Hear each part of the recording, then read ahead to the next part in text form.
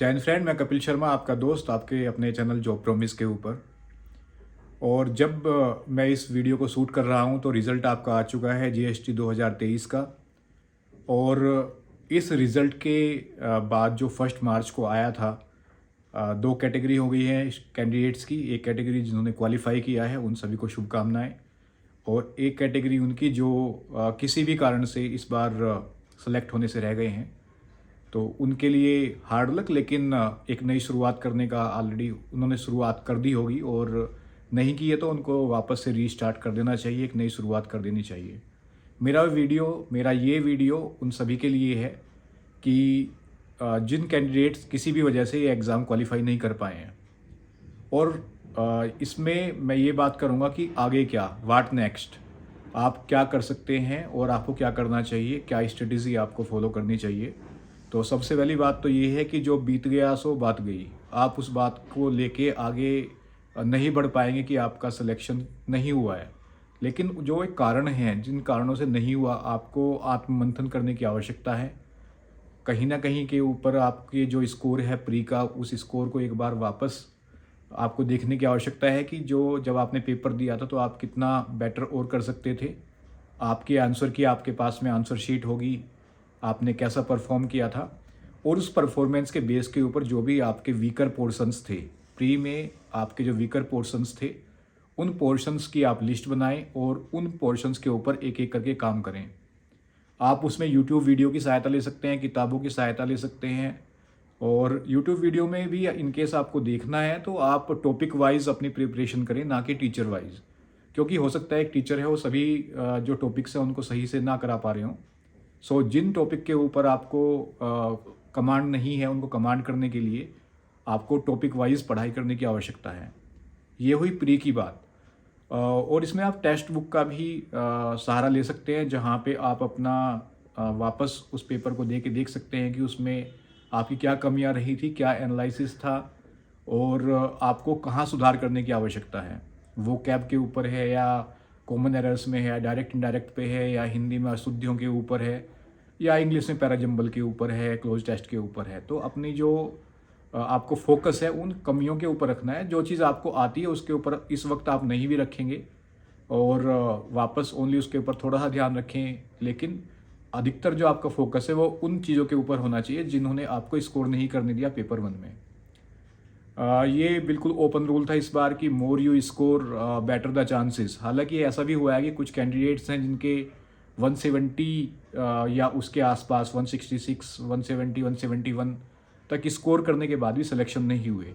ऐसे कैंडिडेट्स के लिए सबसे पहली बात तो बैड लक या टफ लक कहा जा सकता है, क्योंकि यदि उनको 95 या 90 मार्क्स भी नहीं मिले हैं तो कहीं ना कहीं सिस्टम को भी आत्ममंथन करने की आवश्यकता है कि जो कैंडिडेट प्री के अंदर 170 स्कोर कर रहा है, उसके बाद में आप मेंस में वो 90 या 95 तक भी नहीं पहुंच पा रहा है, तो कहीं ना कहीं सिस्टम का भी फॉल्ट है।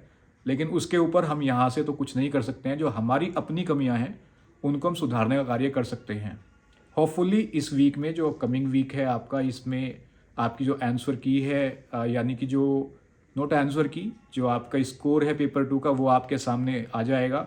और उस स्कोर के बेस के साथ साथ आप अपनी आरटीआई के द्वारा अपनी जो शीट है जो आपने लिखा है उसको भी मंगा सकते हैं, और वापस अपने आप से एनालिसिस करें कि कहाँ गड़बड़ रही है, कहाँ गलतियाँ रही हैं।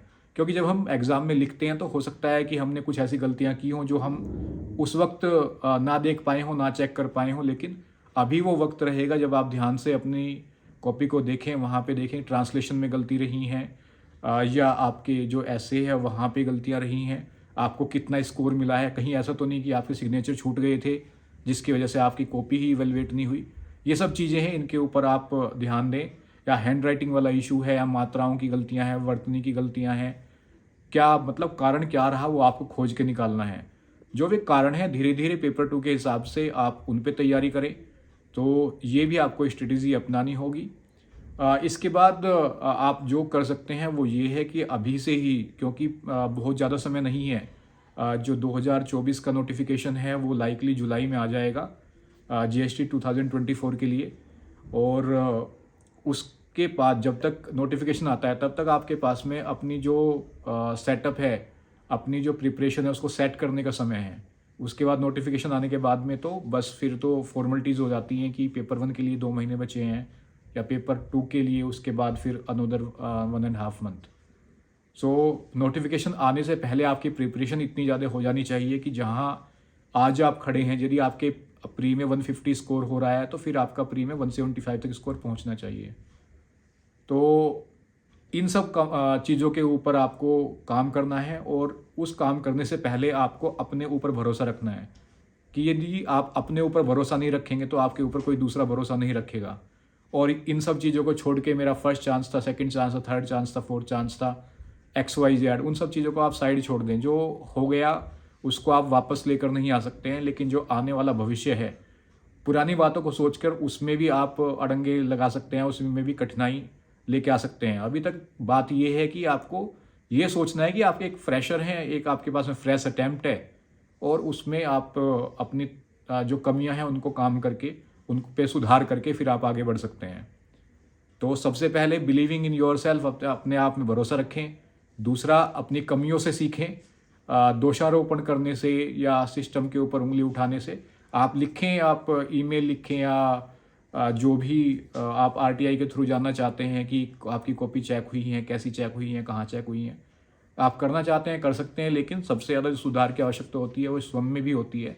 कहीं ना कहीं कुछ कमी रह गई होगी, क्योंकि यदि आपके साथ वाला कैंडिडेट है, यदि वो क्वालिफाई हुआ है, सेम प्रोफेसर ने उसकी शीट चेक की है और सेम आपकी शीट चेक हुई है, तो वहाँ पे आपको आत्ममंथन करने की आवश्यकता है।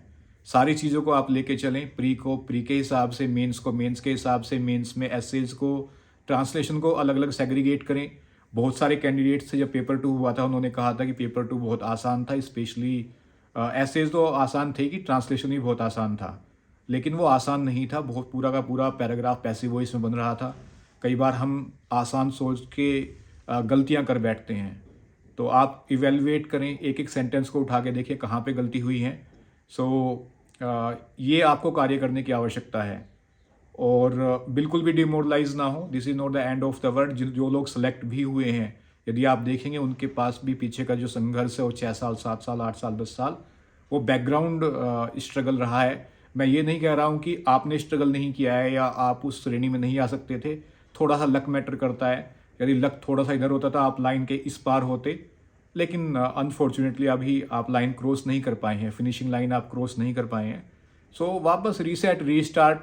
और नॉट ओनली SSC, जो JTA हो या STO है, उसके अलावा भी जो बाकी वैकेंसीज़ हैं, यदि आप उसके लिए एलिजिबल हैं तो उनके लिए भी आप अप्लाई करते रहें, क्योंकि वैकेंसीज आती रहती हैं। 1 वैकेंसी, 2 वैकेंसी, 3 वैकेंसी अलग अलग डिपार्टमेंट में अलग अलग जगह पे आती रहती है।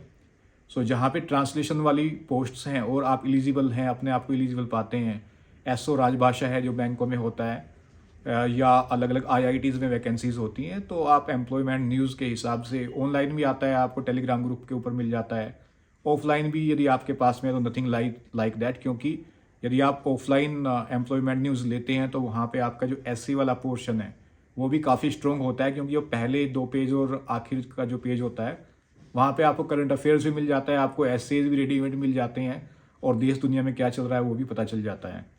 सो एम्प्लॉयमेंट न्यूज़ का आप अटमोस्ट यूटिलाइजेशन कर सकते हैं। और मुझे आशा ही नहीं है कि पूरा विश्वास है कि जो आपकी असफलता है उसको छोड़ के आप आगे आने वाले समय में बिल्कुल सफल होंगे।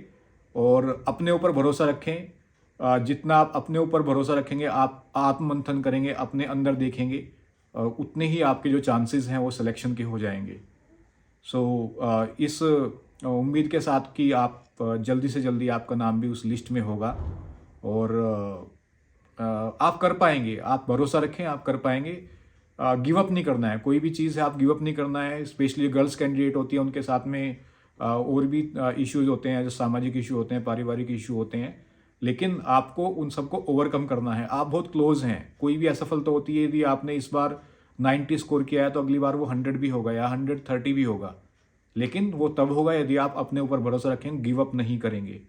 So please don't give up, cheer up और get set for that new attempts. This is not the end of the world. और एक बात उन कैंडिडेट्स के लिए जिनको लग रहा था, जिनके साथ में ये लास्ट अटैम्प्ट था जो उन्होंने अभी दिया है और उसमें उनका सिलेक्शन नहीं हुआ है, तो आप ये ना सोचें कि एसएससी में आपका नहीं हुआ है। तो ऐसी काफ़ी वैकेंसीज होती हैं जहाँ पे जो एज रिलैक्सेशन होता है, जो एज होती है वो 35 तक भी पूछते हैं। लोकसभा ट्रांसलेटर होते हैं, राज्यसभा ट्रांसलेटर होते हैं, अलग अलग जो मिनिस्ट्रीज़ हैं कभी जो एक दो वैकेंसीज निकालती हैं, तो उनके ऊपर भी आपको एज का रिलैक्सेशन मिल जाता है इन केस आपका एज वाला जो रेस्ट्रिक्शंस हैं वो वहाँ पे सामने आ रहे हैं। सो आप उनके ऊपर तो कुछ नहीं कर सकते हैं जो आपके हाथ में नहीं है, लेकिन जो ऑप्शन आपके हाथ में है निश्चित रूप से आप उनको उनके लिए जा सकते हैं। सो मेरी शुभकामनाएं हैं आपके लिए। Please do well. भरोसा रखें अपने अपने ऊपर, और एसेज में, ट्रांसलेशंस में, प्री में जो कमियां हैं उनको सुधार करते हुए आप निश्चित रूप से सफलता को प्राप्त करें। इन शुभकामनाओं के साथ थैंक यू वेरी मच। जय हिंद।